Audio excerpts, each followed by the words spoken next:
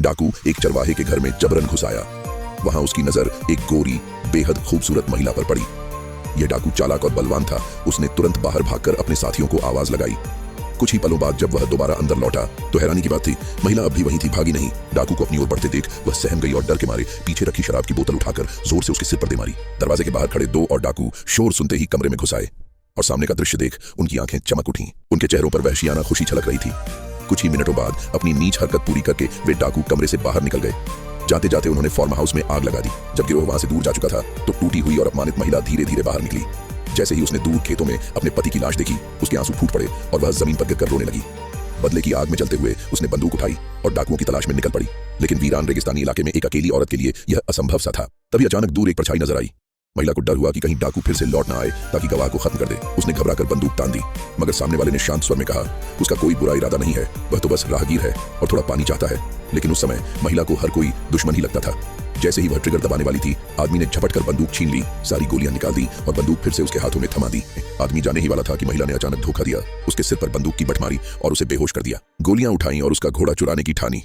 लेकिन तभी उसकी नजर दूसरे घोड़े पर पड़ी जिस पर एक लाश लदी हुई थी। उसे समझ आया कि यह शख्स कोई राहगीर नहीं बल्कि इनाम का शिकारी, बाउंटी हंटर है। पति का बदला लेने की ठान कर महिला ने आग जलाई और वहीं उसके पास बैठ गई। उसके होश में आने का इंतजार करने लगी। धीरे से उसकी कमर से बंदूक निकाली और अकेले ही अभ्यास करना शुरू किया। लेकिन अनाड़ी होने के कारण वह एक भी गोली सही से नहीं चला पाई। अचानक उसके पीछे से गोलियों की गूंज सुनाई दी। बेहोश पड़ा आदमी जाग चुका था। महिला को उम्मीद थी कि अब वह मदद करेगा, लेकिन बाउंटी हंटर ने उसे असली मर्दानगी का सबक सिखा दिया। उसने बंदूक वापस छीनी और उसे एक करारा थप्पड़ जड़ दिया। उसकी घातक निशानेबाजी देख महिला हैनी अब चाहती थी कि वह उसे सिखाए ताकि वह अपने पति का बदला ले सके। लेकिन आदमी ब्राइस ने साफ इनकार कर दिया। फिर भी हैनी ने हार नहीं मानी। वह उसके पीछे पीछे चलती रही। 2 दिन और 2 रात लगातार बिना थके वह उसके साथ रही। आखिरकार थक कर बेहोश हो गई और बुरे सपनों से चौंक कर उठी। ब्राइस ने उसकी हालत देखी और उसके दुख को समझा। उसके भीतर दया उमड़ी और उसने ठान लिया कि वह उसे बंदूक चलाना सिखाएगा।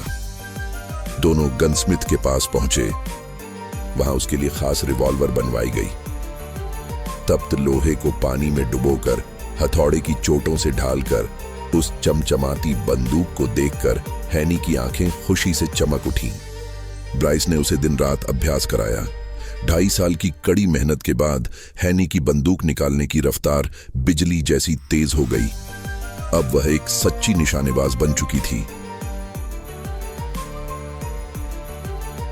इसी बीच खबर आई कि वही तीनों डाकू पास में देखे गए हैं। हैनी और ब्राइस तुरंत वहां पहुंचे। हालांकि वे बचकर निकल गए, लेकिन एक दिन ब्राइस का सामना उनसे हुआ।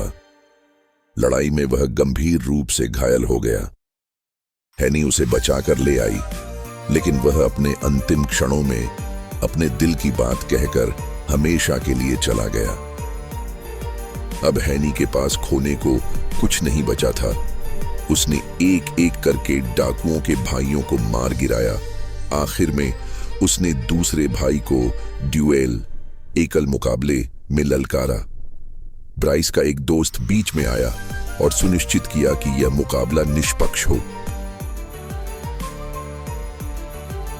अंत में हैनी ने बिजली की फुर्ती से बंदूक निकाली और अपने दुश्मन को ढेर कर दिया।